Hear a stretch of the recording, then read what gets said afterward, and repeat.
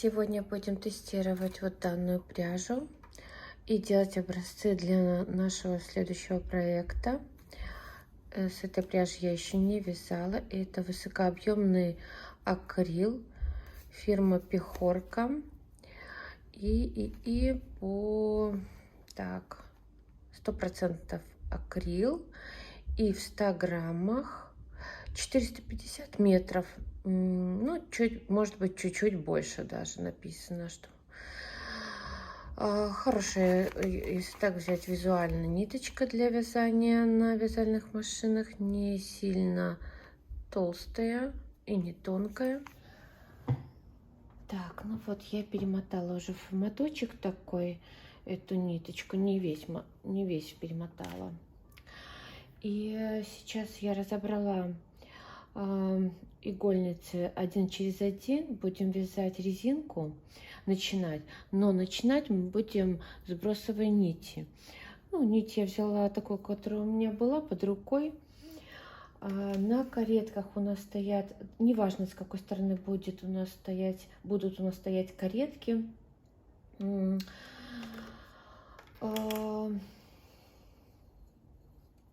Вяжем образец. Так, и провязываем. На каретках стоят первоначальные настройки, мы ничего не меняем. Провязали первый наборный ряд зигзагом, навешиваем гребенку и навесим грузики по бокам.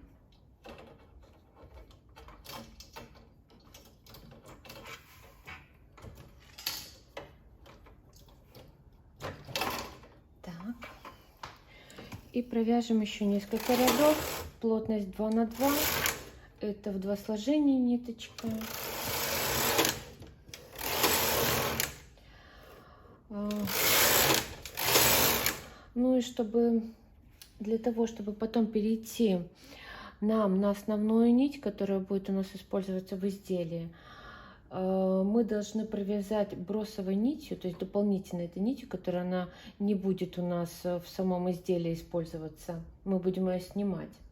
Мы должны провязать, ну не знаю, 2 ряда можно 3 круговым движением, круговой вязкой. То есть мы сделали здесь на букву С, подняли рычажок частичного вязания в положение 0. На каретке мы можем поставить 0,0, так как нить тонкая. Раз, 2 и 3. Ну вот, например, мы провязали. И сейчас мы должны перейти на нашу одну из основных нитей. Значит, эту нить мы можем оборвать, она нам уже не понадобится. Второй основной нитью в нашем вязании, но дополнительный как бы второй, у меня будет вот такая вот ниточка, это слоним в 2 сложения, это пан. Она по ощущениям толще, чем если взять вот эту вот нить слоним полушерстяная, то пан она всегда толще. На каретке мы возвращаем настройки. Сейчас посмотрю. Настройки все стандартные, обычные, то есть все рычажки у нас сброшены. Стоит плотность 0,0. Так как это тоненькая нить, нам не надо такой расхлябистый край, но он должен быть эластичным. Так, и заправляем нить.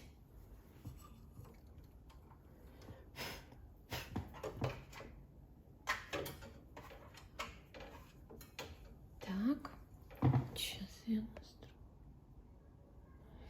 И провязываем первый ряд уже нашей одной из основных нитей.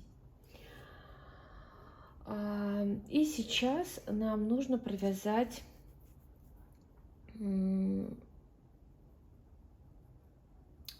нам нужно провязать тоже этой нитью несколько круговых рядов. То есть туда мы меняем положение на С, на 0 нижнюю, оставляем плотность по нулям и проводим в одну сторону, провязался только верхний ряд, и проводим назад, провязался только нижний ряд.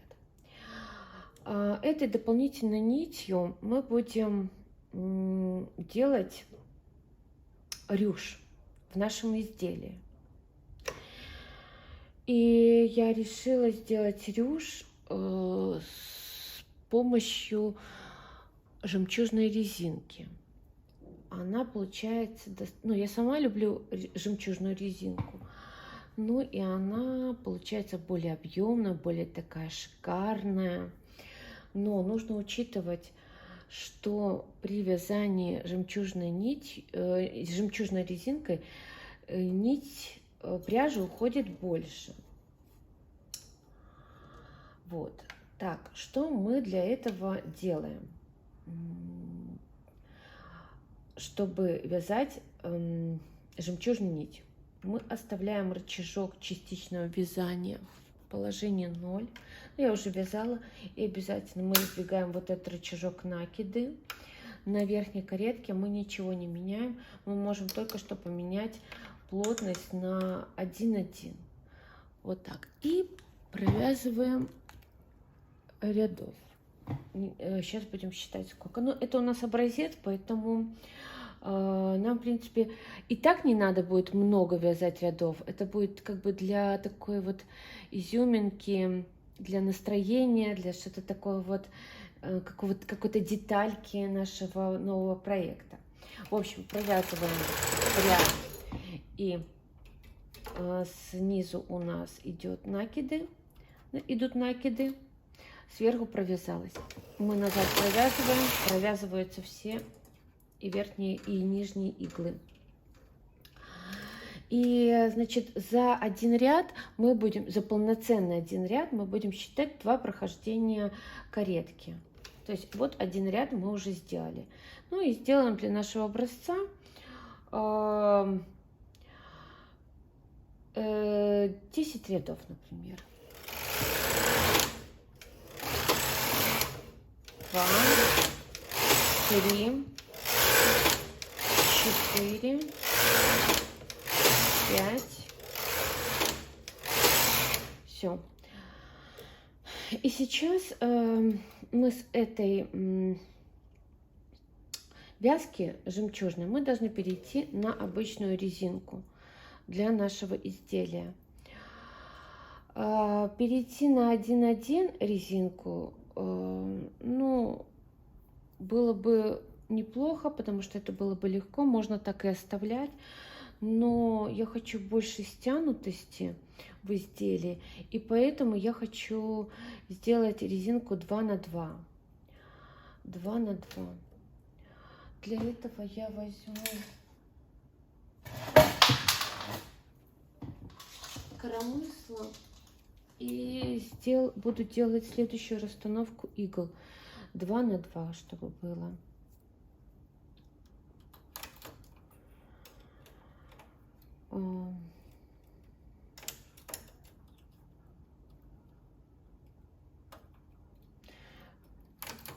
При этом мы получим более такой стянутое изделие в области талии. Ну, резинка. Она должна, скажем так, нас поддерживать. Ну, я люблю так.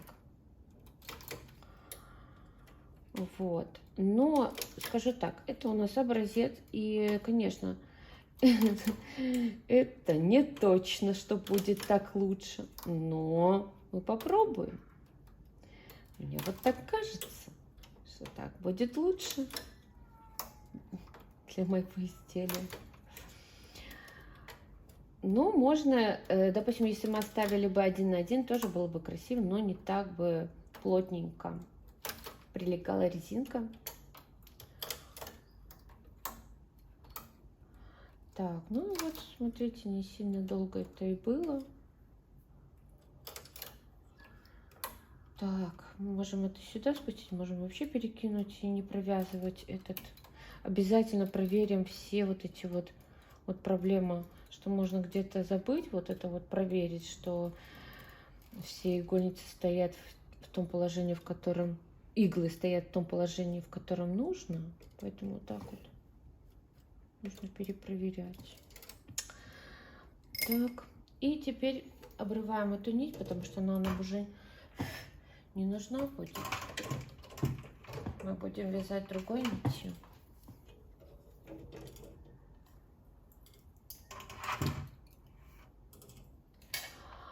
А основная нить вообще всего нашего изделия будет вот эта бисерная, которую мы сегодня тестируем. Делаем петельную пробу.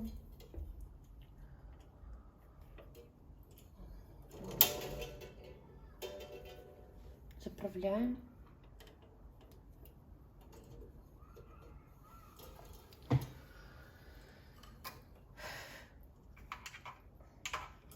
Так, и мы должны сейчас изменить настройки нашей каретки.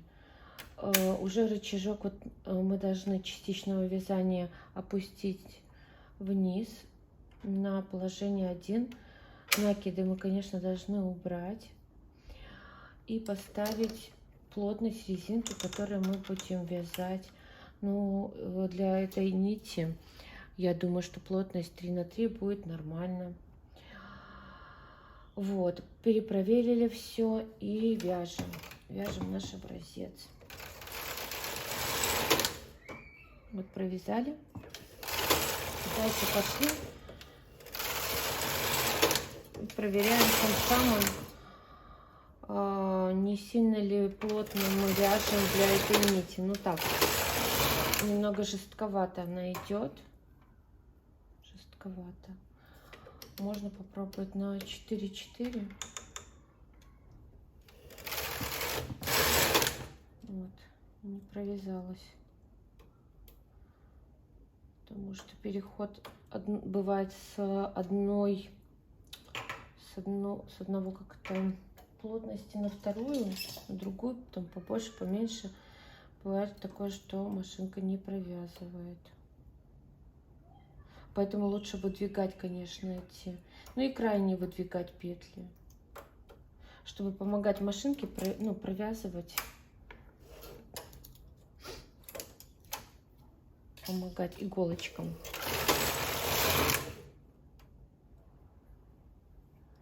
Так, ну провяжем тоже для образца там несколько рядов. Вот, и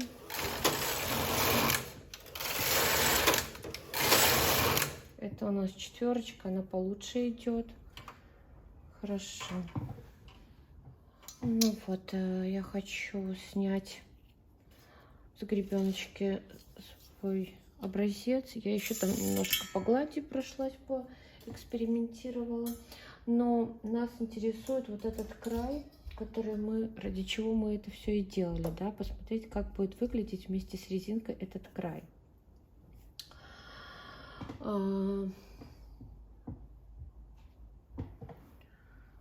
Так, нам нужны ножнички или вот распариватель.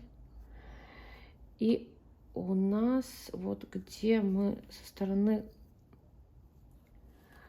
не хвостика, а с другой стороны мы должны подцепить первый вот этот вот ряд, ну или последний бросовой нити и обрезать его. Взять за хвостик его, и он должен вытянуться. Лучше, конечно, или за этот хвостик.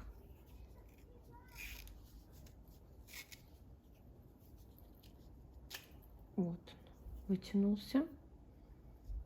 И у нас же было круговое, значит, у нас с двух сторон было, то есть по нижней и по нижней и по верхней игольнице мы делали ряды. То есть, соответственно, нам надо и нижнюю, и верхнюю снять. Так, вот она.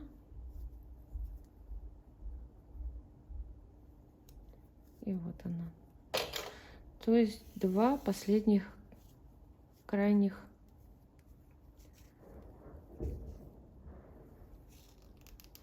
ряда. Так, что-то у меня он... О, все.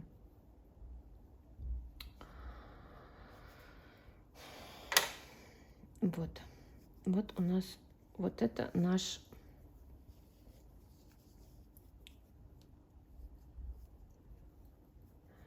лицевая сторона.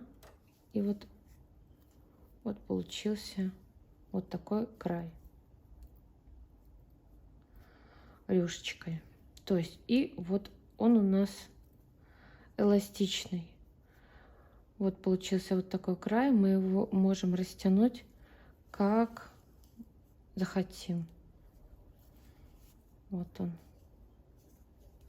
Нет вот преграды в нем.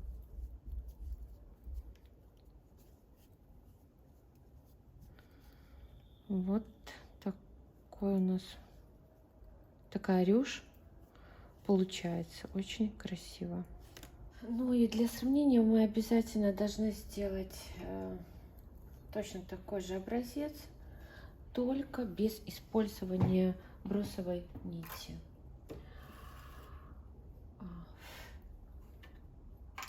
На каретках стоят 0,0 плотность. Обычные настройки, зигзаг.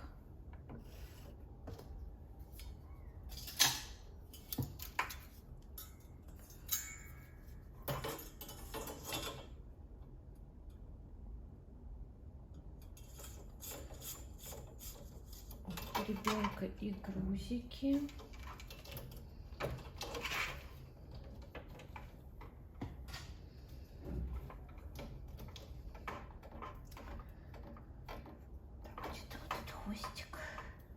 Так, два круговых движения, прохождение каретки по нижней фантуре, по верхней фантуре и настройка кареток на вязание жемчужной вязки, резинки. 0 мы оставляем, накид и плотность 1,1, как и в прошлом варианте. Так.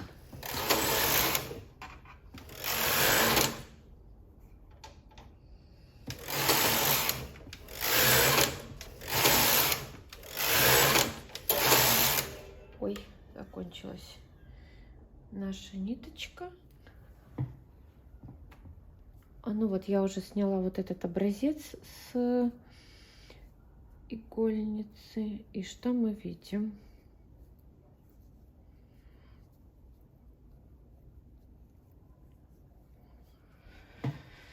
Ну вот, немножко неудобно смотреть тут. Но что можно сделать, какой вывод? Конечно, край, который мы делали с помощью бросовой нити, он более аккуратный. Более аккуратные петли. И, соответственно, изделие у нас будет вот этот вот рюш, но у нас будет аккуратнее. При подробном просмотрении вот этого вот мы можем увидеть, что петли более вот эти вот широкие, хотя плотность была и там одинаково. Они как бы одинаково все, но вот как смотрится в итоге, то, что вот нам нужно, да, нам нужно получить красивый край такой рюшью, то вот это вот, конечно, намного лучше. По растяжимости одинаково. Что здесь растяжимость, что здесь вот такая вот. Вот. Но она какая-то бескультурная. Здесь мы растянули и получили вот такой все равно аккуратненький краешек, но уже с рюшью. Спасибо всем за просмотр. И до встречи в следующем видео. Всем пока.